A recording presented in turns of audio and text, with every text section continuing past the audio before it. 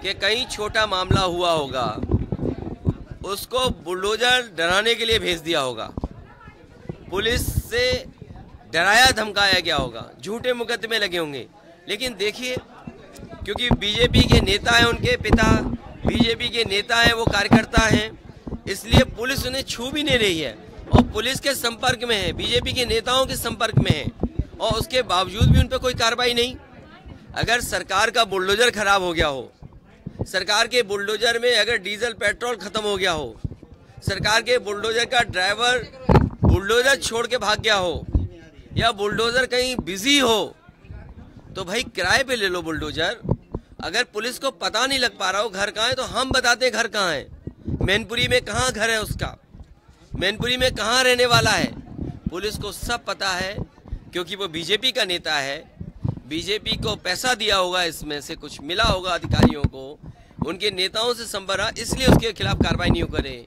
कानपुर में पूर्व भाजपा नेता प्रियरंजन दिवाकर द्वारा प्रताड़ित किसान बाबू सिंह आत्महत्या मामले आज चकेरी गांव स्थित किसान के आवास पर सपा प्रमुख व सूबे के पूर्व मुख्यमंत्री अखिलेश यादव पहुंचे। अखिलेश यादव ने सबसे पहले किसान बाबू सिंह को श्रद्धांजलि अर्पित की, उसके बाद लगभग किसान के परिवार के साथ आधा घंटा बिताया।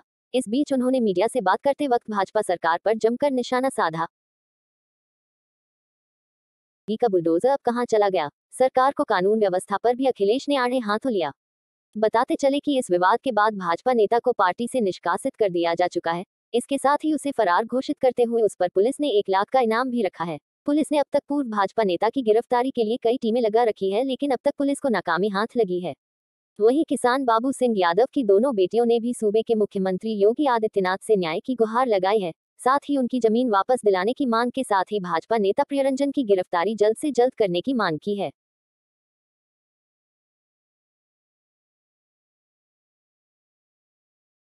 कानपुर में पूर्व भाजपा नेता प्रियरंजन दिवाकर द्वारा प्रताड़ित किसान बाबू सिंह आत्महत्या मामले आज चकेरी गांव स्थित किसान के आवास पर सपा प्रमुख व सूबे के पूर्व मुख्यमंत्री अखिलेश यादव पहुंचे। अखिलेश यादव ने सबसे पहले किसान बाबू सिंह को श्रद्धांजलि अर्पित की, उसके बाद लगभग किसान के परिवार के साथ आधा घंटा बिताया।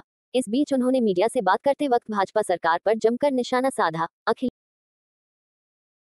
की योगी का बुलडोजर अब कहां चला गया? सरकार को कानून व्यवस्था पर भी अखिलेश ने आड़े हाथों लिया। बताते चले कि इस विवाद के बाद भाजपा नेता को पार्टी से निष्कासित कर दिया जा चुका है। इसके साथ ही उसे फरार घोषित करते हुए उस पर पुलिस ने 1 लाख का इनाम भी रखा है। पुलिस ने अब तक पूर्व भाजपा नेता की गिरफ्तारी के लिए कई टीमें लगा रखी है, लेकिन अब तक पुलिस को नाकामी हाथ लगी है। वहीं किसान बाबू सिंह यादव की दोनों बेटियों ने भी सूबे के मुख्यमंत्री योगी आदित्यनाथ से न्याय की गुहार लगाई है। साथ ही उनकी जमीन वापस दिलाने की मांग के साथ ही भाजपा नेता प्रियरंजन की गिरफ्तारी जल्द से जल्द करने की मांग की है।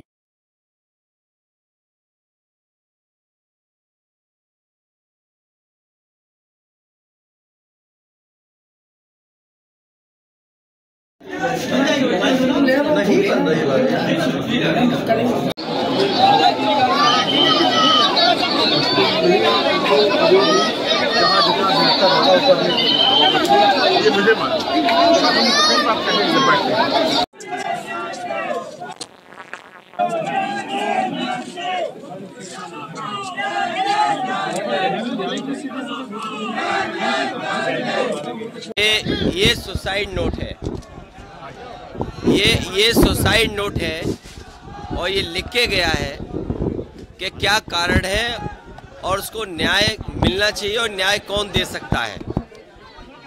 और उसके बाद मेरे हाथ में जो चेकों की फोटोकॉपी है, ये चेकों की फोटोकॉपी मेरे हाथ में है। ये वो चेक हैं जो भाजपा नेताओं ने बाबू सिंह को दिए और ये भरोसा दिलाया कि ये ज़मीन 6 करोड़ में ली जा रही है और समय समय पे आपको चेक मिलेंगे।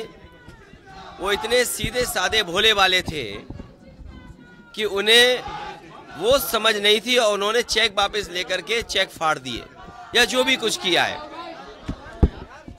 बीजेपी के नेता ये धोखा दे रहे हैं और बीजेपी के नेता को चुप कराओ पहले।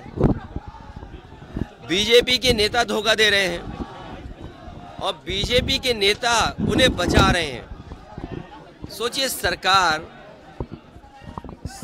को सब जानकारी में है, पुलिस को जानकारी में है। उत्तर प्रदेश में हम लोगों ने देखा है कि कहीं छोटा मामला हुआ होगा, उसको बुलडोजर डराने के लिए भेज दिया होगा, पुलिस से डराया धमकाया गया होगा, झूठे मुकदमे लगे होंगे।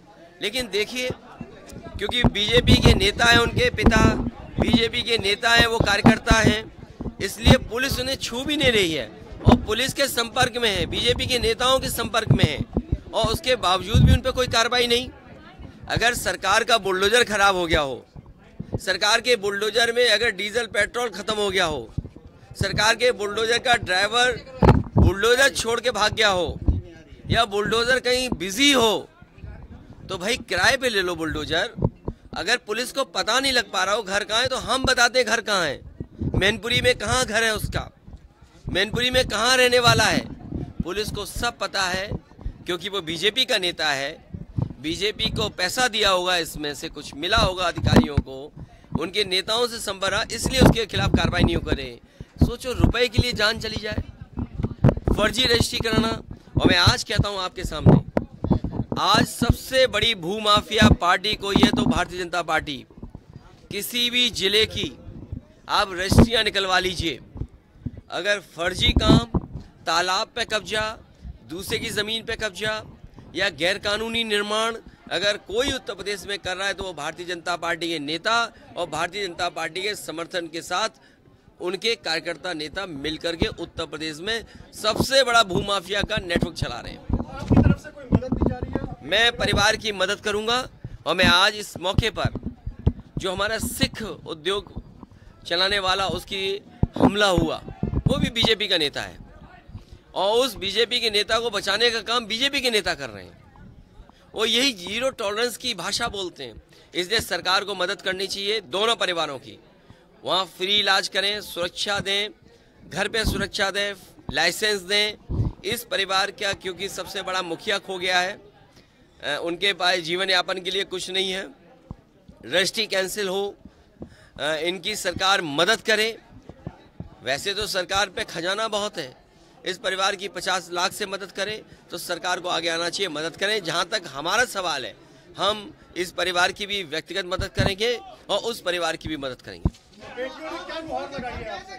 बेटियों ने आपसे क्या गुहार लगाई है? अरे बेटियां दिखा रही हैं कि इतने सालों से लड़ रही हैं। अरे ये बीजेपी वाले तो बेटी पढ़ाओ, बेटी बढ़ाओ, नारी सम्मान, अभी जो नया कानून आया है आरक्षण को लेकर के, नारी सम्मान, यही बेटियों का सम्मान है कि उसके पिता की जान बीजेपी के कार्यकर्ता नेता ले लें, इतना दबाव बनाए, चेक फाड़ दें, आप कानूनी मदद न होने दें उसकी। वो अगर उन्हें न्याय मिलने की गुंजाइश हो तो आप उस पर भी दबाव बनाएं। क्या यही तुम्हारा बेटी पढ़ाओ बेटी बचाओ है? और इतनी करप्ट पुलिस कभी किसी ने नहीं देखी होगी जितनी पुलिस करप्ट है। देखिए, वो क्योंकि मुस्लिम है, ये यादव है, तो क्या रखा है इनके पास? अगर सिख पे हमला हुआ तो कहेंगे खालिस्तानी है। सबसे ज्यादा जातिवादी और करप्ट सरकार कोई है तो भारतीय जनता पार्टी की है। अखिलेश जी, एक सवाल, आज आपने संविधान दिया था, बहुत देर तक 24 को लेकर क्या करेंगे? देखिए, 24 के लेकर के पहले बाद में बात कर लेना। आप लोग पहले मदद करिए इन दोनों परिवार की।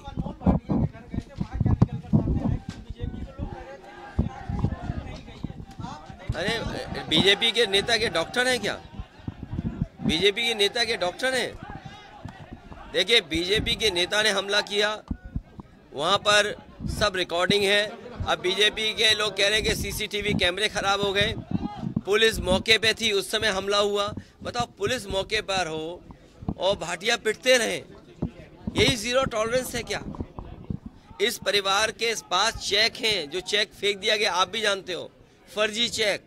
जिन नेताओं ने, बीजेपी के जिन कार्यकर्ताओं ने काम किया है, पुलिस और सरकार को सब पता है।